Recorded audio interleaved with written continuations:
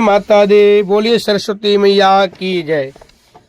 2025 में सरस्वती पूजा कब है, बसंत पंचमी कब है, आप लोग जानेंगे इस वीडियो के माध्यम से। और आप लोग बसंत पंचमी का बहुत ही सुंदर कथा श्रवण करेंगे इस वीडियो के माध्यम से। और आप लोगों के बच्चों का अगर पढ़ाई में मन नहीं लग रहा हो तो बसंत पंचमी के दिन यह उपाय अवश्य करें और इसका लाभ प्राप्त करें। जो बच्चा कभी कॉपी किताब नहीं उठाया हो, कलम नहीं उठाया हो, उस बच्चे से यह उपाय अवश्य कराइए। देखिए आपके बच्चे का पढ़ने में कितना मन लगने लगेगा और वह पढ़ने में बच्चा कितना तेज हो जाएगा। यह उपाय का लाभ अवश्य प्राप्त करें। तो आप लोग हमारे वीडियो में अंत तक बने रहें, साथ ही साथ चैनल को सब्सक्राइब करें और लाइक करते रहें, शेयर करते रहें, जिससे वीडियो का लाभ ज्यादा से ज्यादा लोगों को प्राप्त हो। पहले मैं बसंत पंचमी का कथा सुना देता हूं, आप लोग बसंत पंचमी का कथा श्रवण कर लीजिए। फिर इसके बाद हम आप लोगों को उपाय बताएंगे और किस दिन है 2025 में बसंत पंचमी ये भी मैं बताऊंगा। बोलिए सरस्वती मैया की जय। ओम श्री गुरुभ्यो नमः। ओम श्री वेद पुरुषाय नमः। ओम या कुंदेन्तु तुषारहार धवला या शुभ्रवस्त्रावृता या वेणावरदण्डमण्डितकरा या श्वेत पद्मासना या ब्रह्मायुत शंकर प्रभृतिवी देवै सदा वन्दिताम् सा मां पातु सरस्वतीं भगवतीं निशेषजाड्यापः निशेषजाड्यापः। बसंत पंचमी व्रत कथा सूतौ वाचः। माघ मास की शुक्ल पक्ष की पंचमी को पूरे देश भर में बसंत पंचमी का त्योहार मनाया जाता है। बसंत पंचमी हमेशा शुक्ल पक्ष में आती है, जिसको उजाला पक्ष बोला जाता है, चांदनी की रात बोला जाता है। इस दिन ज्ञान की देवी माँ शारदा देवी, माँ सरस्वती का पूजा अर्चना करने का विशेष विधान है। वहीं बसंत पंचमी की कई सारी पौराणिक व्रत कथाएं भी है। सरस्वती पूजा की कहानी ब्रह्मा जी वैभवराता पुराण का और मत्स्य पुराण से संबंधित है। लोक कथा के अनुसार एक बार ब्रह्मा जी ने धरती पर विचरण करने के लिए निकले और उन्होंने मनुष्यों और जीव जंतुओं को देखा तो सभी नीरस और शांत दिखाई दिए। यह देखकर ब्रह्मा जी को कुछ कमी लगी और उन्होंने अपने कमंडल से जल निकालकर पृथ्वी पर छिड़क दिया।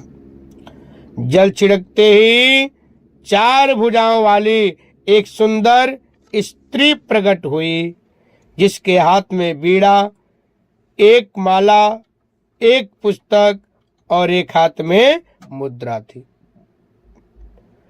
चतुरानन ने उन्हें ज्ञान की देवी मां सरस्वती के नाम से पुकारा। ब्रह्मा जी ने बोला, हे सरस्वती जी। फिर ब्रह्मा जी की आज्ञा के अनुसार सरस्वती जी ने बीड़ा के तार से झंकृत किए, जिससे सभी प्राणी बोलने लगे। नदियां कलकल कर बहने लगी। हवा से भी सन्नाटे को चिरता हुआ संगीत पैदा हुआ। संगीत उसी समय से पैदा हुआ, इसीलिए बीड़ा की भी माता बोलते हैं मां शारदे को। तभी से बुद्धि व संगीत की देवी के रूप में सरस्वती की पूजा होने लगी।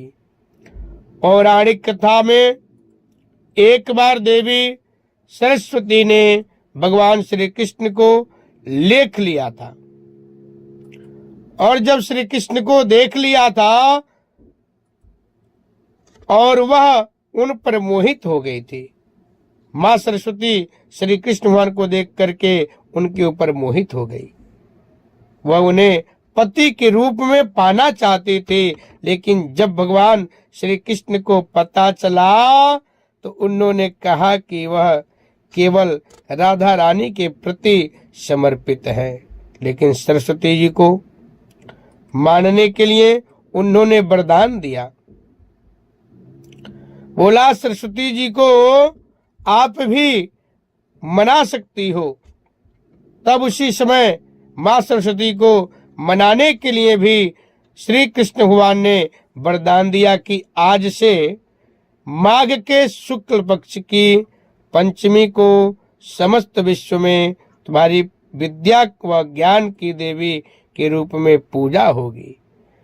जो लोग तुम्हारी पूजा करेंगे, तुम्हारी भक्ति करेंगे, तुम्हारी स्मरण करेंगे, उनको विद्या की प्राप्ति होगी और सभी अपने कार्यों में सफल होंगे। विशेष करके जो विद्या अध्ययन करने वाले हैं उनको तो ज्यादा ही लाभ प्राप्त होगा। इस प्रकार से उनको वरदान मिला। तभी से मां सरस्वती जी का पूजा होने लगा। उसी समय से भगवान श्री कृष्ण ने सबसे पहले देवी सरस्वती की पूजा भी की। भगवान श्री कृष्ण ने भी मां सरस्वती का पूजन किए। उसके बाद निरंतर उस दिन से लेकर के बसंत पंचमी के दिन मां सरस्वती की पूजा लोग करने लगे और तभी से करते आ रहे हैं। अन्य किंवदंतियों के मुताबिक ज्ञान की देवी मां सरस्वती का इस दिन जन्म हुआ था। ऋषि की जिस प्रकार से वेदों पुराणों में इसका खोज किए ऋषि लोग, तपस्वी लोग, इसका कथा उन लोगों ने आपके लिए इतना सुंदर कथा आपको दिए। कथा का अनेक प्रकार का उसमें उल्लेख किए, जिससे आपको ऐसे ऐसे पौराणिक कथाएं प्राप्त हुई है, जिससे आपको सारे इतिहास का पता चलता है। फिर इस दिन सृष्टि की रचयिता ब्रह्मा जी के मुख से सरस्वती जी विकसित हुई थी। वही पंचमी के दिन बसंत पंचमी का पर्व और त्योहार मनाया जाता है। पश्चिमी भारत में मां सरस्वती को भगवान सूर्य की बेटी के रूप में माना जाता है। मान्यता है कि सरस्वती की शादी कार्तिकेय से हुई थी। दूसरी ओर पूर्वी भारत में सरस्वती माता को पार्वती की पुत्री भी माना जाता है। उन्होंने भगवान विष्णु की 3 पत्नियों सरस्वती, गंगा और लक्ष्मी में से एक कहा जाता है। और बसंत पंचमी के दिन जो बच्चों का पढ़ाई में मन नहीं लगता है, जो बच्चे बिल्कुल पढ़ना नहीं चाहते हैं, उस बच्चों से आप मात्र एक उपाय करवा दीजिए। एक भोजपत्र में कम से कम 51 बार ओम बागबादिन्य लाल रोली से अनार की कलम से लिखवा दीजिए और बच्चे के बैग में उस भोजपत्र को अच्छे से सुरक्षित करके रख दीजिए। देखिए आपका बच्चे का पढ़ने में कितना ज्यादा मन लगने लगेगा और वह जो एक बार वह बच्चा पढ़ लेगा उसके दिमाग में बिल्कुल फिट हो जाएगा। तो यह उपाय अवश्य कराएं अपने बच्चे से। और दूसरा, बसंत पंचमी के दिन जिन बच्चों का पढ़ने में मन नहीं लग रहा है, उससे आप मां सरस्वती का भोग लगवाइए। पीला मिष्ठान कुछ बना करके उसके साथ में पीला कपड़ा और पीला एक माला मां सरस्वती को पहनवा दीजिए और पीले मिष्ठान का भोग लगवाइए। या पीला हलवा भी बना सकते हैं सूजी का, पीला खीर भी बना सकते हैं, मां सरस्वती को भोग लगा दीजिए। उस बच्चे के हाथ से ही करवाना है। देखिए उस बच्चे का पढ़ने में कितना मन लगने लगेगा और पढ़ने में बिल्कुल सबसे तेज हो जाएगा, बहुत अच्छा नंबर भी आने लगेगा। बसंत पंचमी 2 फरवरी को है। 2 फरवरी का बहुत धूमधाम से पूरे विश्व में बसंत पंचमी का यह महापर्व मनाया जाएगा। बसंत पंचमी एक बहुत बड़ा त्योहार है, क्योंकि जो विद्या अध्ययन करते हैं उनके लिए तो बहुत ही जरूरी होता है मां सरस्वती का पूजन करना। तो 2 फरवरी दिन रविवार है उस दिन, और मां सरस्वती का आराधना करना है।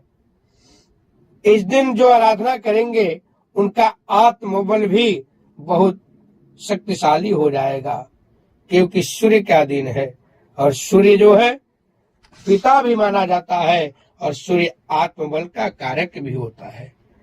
तो आप लोग 2 फरवरी को मां सरस्वती का पूजन करें, बसंत पंचमी मनाएं और बहुत धूमधाम से मां को आराधना करते हुए मनाएं। बोलिए सच्चे दरबार की जय।